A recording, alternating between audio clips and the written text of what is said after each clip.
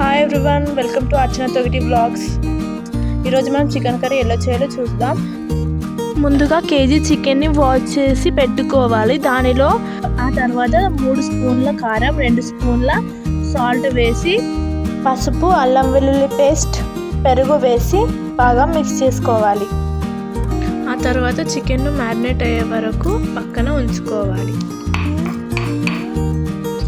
అంతలోపు మనం తాలింపుగా అవసరమయ్యే ఆయిల్ వేసి షాజీరా, దాల్చిన చెక్క మరియు ఆనియన్స్ అండ్ కరివేపాకు, గ్రీన్ చిల్లీని యాడ్ చేయాలి. అండ్ దీనిలో పసుపు, అల్లం వెల్లుల్లి పేస్ట్ వేసి బాగా మిక్స్ చేస్తూ ఉండాలి. ఆ తర్వాత మ్యారినేట్ చేసి పెట్టుకున్న చికెన్ను యాడ్ చేసి బాగా కలపాలి.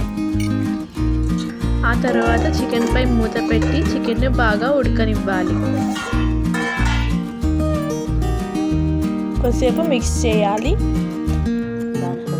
దానిలోకి మనం మసాలాకు అవసరమైన నువ్వులు, కొబ్బరి పేస్ట్ని చికెన్లోకి యాడ్ చేయాలి. తర్వాత దీన్ని బాగా కలపాలి. ఆ తర్వాత దీనిలో కొద్దిగా నీళ్లు పోసి ఉడకనివ్వాలి బాగా. ఆ తర్వాత చికెన్ని లో ఫ్లేమ్లో ఉంచి బాగా ఉడకనివ్వాలి.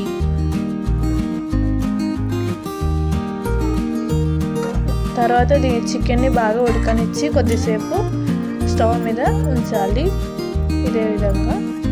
ఈ విధంగా చికెన్ బాగా ఉడికిన తర్వాత మనం చికెన్లోకి ధనియాల పొడి మరియు గరం మసాలాను యాడ్ చేసుకోవాలి. అంతే, వేడి వేడి చికెన్ కర్రీ రెడీ.